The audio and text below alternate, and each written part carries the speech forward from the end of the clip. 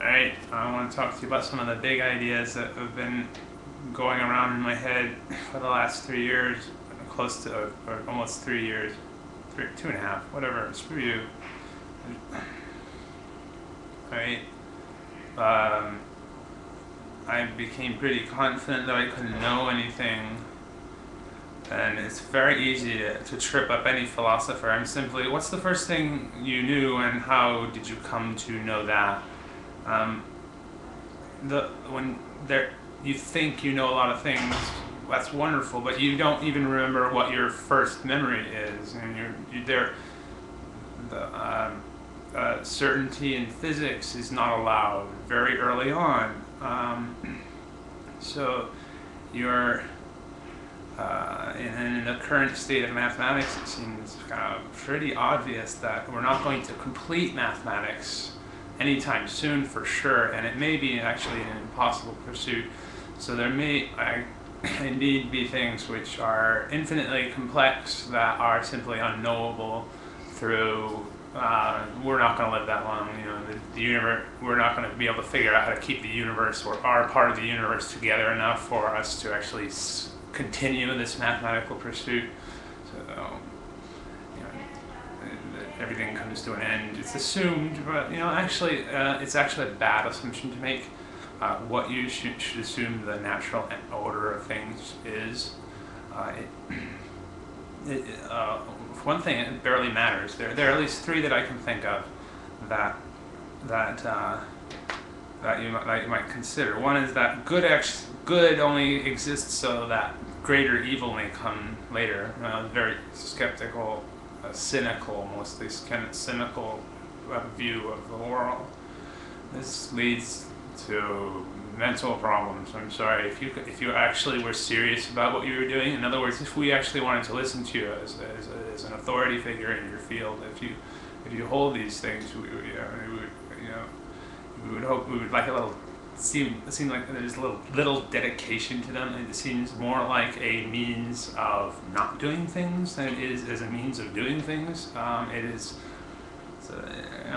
Philosophy is replete now with basically just these one-liners that stop the conversation. You might as well just say, fuck you, I don't want to know what you have to say.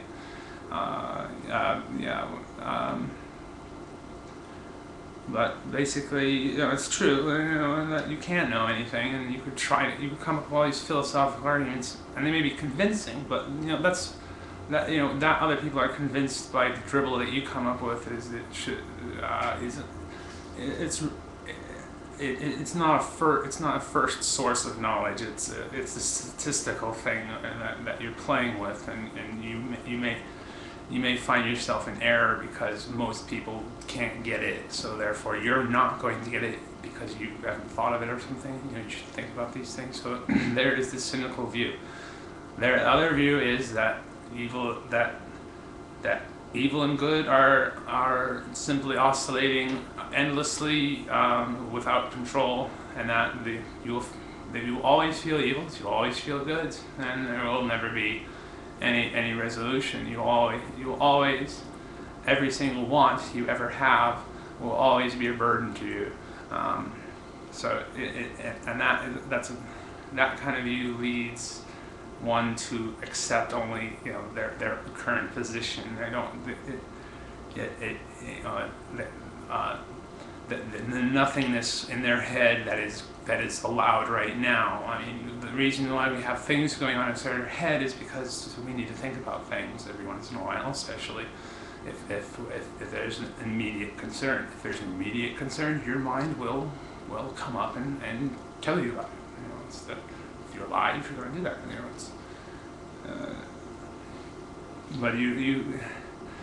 But if good and evil are things which you cannot control, then you cease to want to change the world. You want to remain the same. You want to remain in your old ways. And you see this kind of Buddhist traditional way of things. Tradition. Here we have a bunch of human beings following a Buddha who's been dead thousands of years, and there hasn't been an enlightened individual among them. I'm sure that any of the traditions they came up with were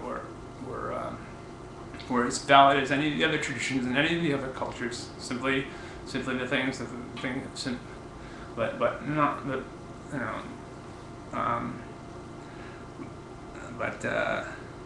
led you to a culture of non-improvement, to a culture of stagnation.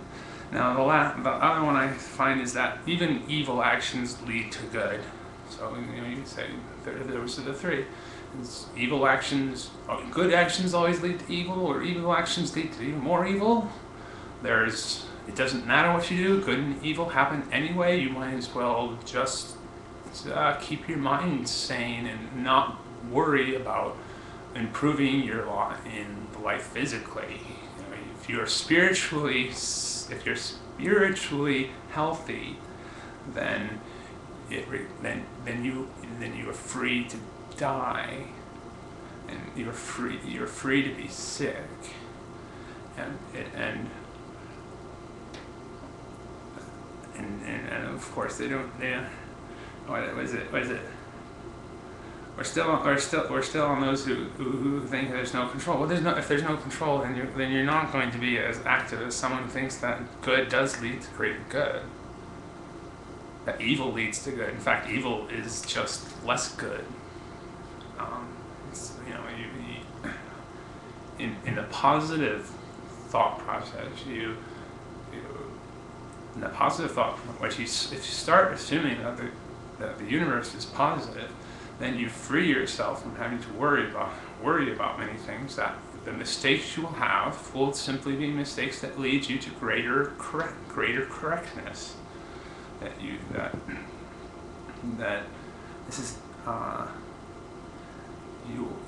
That when you see things that are wrong, you are more inclined to think about how they can be better, and how you can make them better, and how things can get done. In the positive line of thinking, if heaven doesn't already exist, it's our job to build it.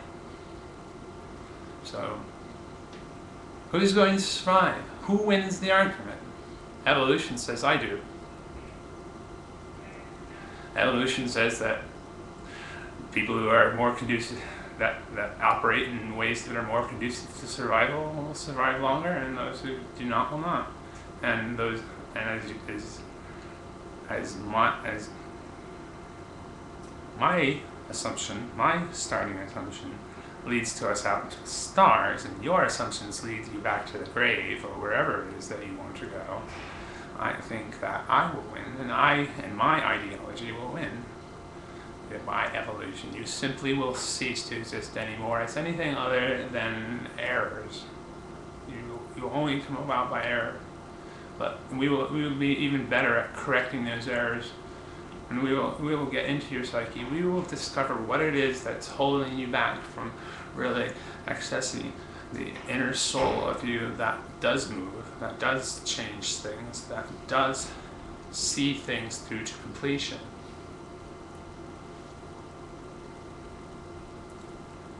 You can be happy at will. Can you be happy at will? We can. Can you love at will? We can. Love always makes us happy because we've been taught how to do it correctly. So we can will to be happy through love. That's simple. When we go on, how does the universe get here? Well, I don't know. It looks like it was created. I mean, it wasn't like there was something before that was made into it. There always had to be something that was making itself into this. But I think we're pretty okay with assuming a creation event in this universe. I'm not so certain. I like equilibrium. I think that that you look at all the recycling mechanisms in the universe, and it doesn't seem as certain that the universe is actually going to end in any way. It was created this way. In a worst case scenario, you might have everything separated by the Hubble distance, but and an increase of and a lot of dark energy. But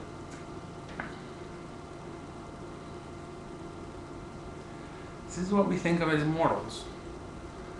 We don't have access to and mortal, and that's not. I think the word is better. We are rememberers. We remember. But if we fail to remember, if we can't remember, if it's been extracted from someone apart, I mean, is it part of us anymore? Is a memory that you can no longer have access to through some sort of technological problem, technological or physiological problem, a physical problem causing you to not be able to remember something? This is a very strange concept. I thought there was some spirituality to, but actually I find that spirituality is most best expressed in mathematics.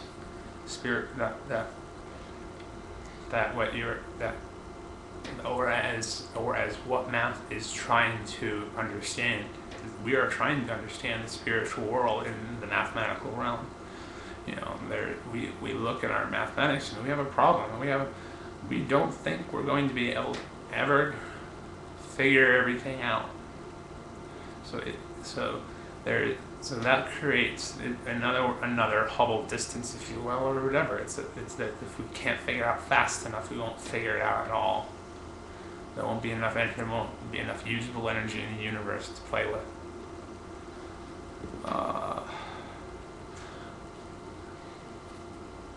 But seriously,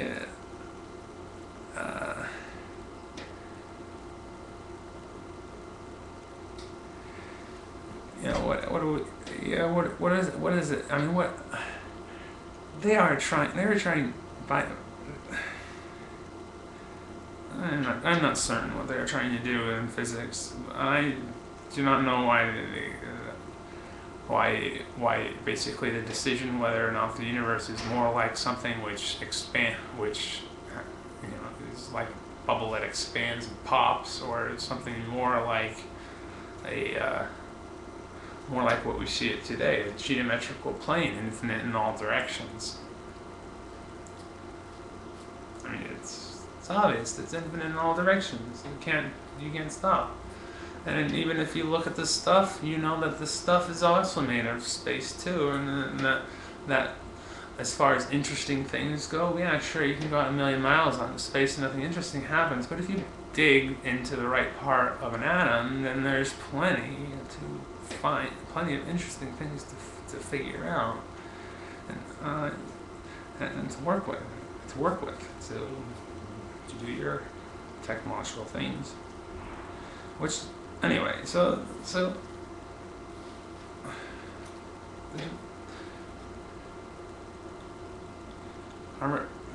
no real point to this, because there's nothing keeping you on the positive assumption. There's nothing keeping you from making the negative assumption, and the oscillation assumption, everyone seems to basically believe in anyway, when it's like obvious that time exists and things move forward, and if you're you can't really say it was a bad thing. You can't really say something is bad when you yourself are basically protected from it by your will. If we narrow you down to your will, then that is what then that is where the only place we're ever going to find any chance of a decision-making person in there. And the reality, you could be very small inside your brain. Your brain could be doing all these activities just to present to you, who are inside of one cell in a particular place, and pressure all the mercury atoms or something silly. Whereas it's just, I think though that their microtubules are looking like a pretty good storage system from memory, but then computation seems to be handled. Actually, computation seems to handle all levels. So there's no point. There's absolutely no point in killing yourself. There's no point in just saying that everything is lovely and hunky dory. And really, seriously, what are you going for? I don't know. I'm not going for anything. I just want to die.